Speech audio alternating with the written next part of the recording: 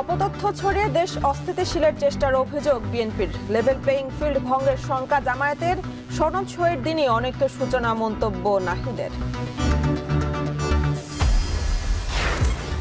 নির্বাচন ও রমজানের পর বিশ্ব ইজতেমায় সম্মতি তাবলিগ জামাতের দুপক্ষের। ভোট সামনে রেখে নিরাপত্তার ঝুঁকি কমাতে এই সিদ্ধান্ত।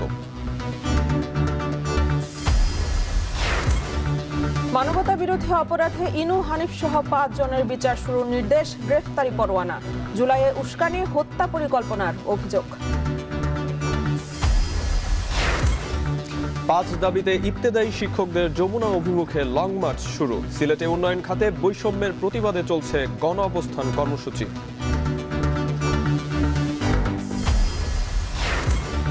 এবং অসময়ের বৃষ্টিতে রাজশাহী, চাঁপাইনবাবগঞ্জ, শেরপুরে নষ্ট আমন ও শীতের সবজির ক্ষেত। ডুবে গেছে আলু সরিষার বীজতলা।